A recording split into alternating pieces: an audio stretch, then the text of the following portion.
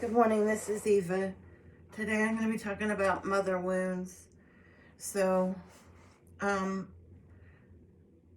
much like the father wound, mother wounds would be, since a mother is an attachment relationship, I mean, you're coming to this world attached to her actual body through an umbilical cord, so there's no doubt that the relationship is set up as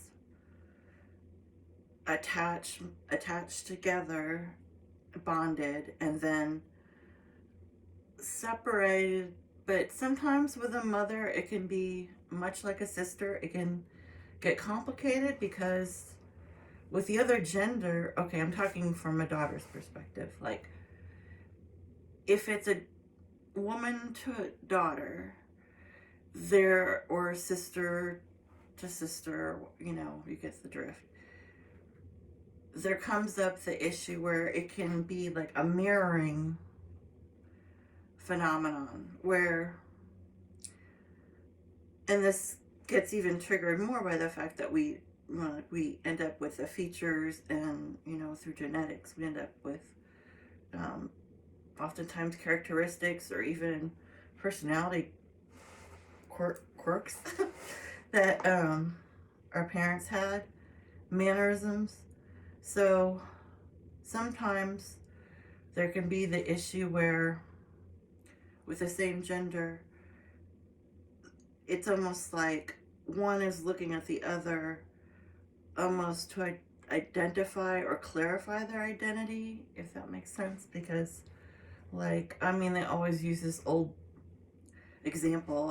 I'm not crazy about it, but where it's like, okay, like Snow White is a good example of that, where it's like the queen is looking at in the mirror and she's obsessed with her appearance and her vanity and looking young. Well, not as young as Snow White is, but as beautiful as she can possibly be, and she wants to be, what's the saying, the most beautiful in all the land, right? But then Snow White is, it's almost like she's in competition with her, right? Because I don't remember the story right, but I think she was her stepdaughter or something. I can't remember. She wasn't her daughter. But yeah, that was it.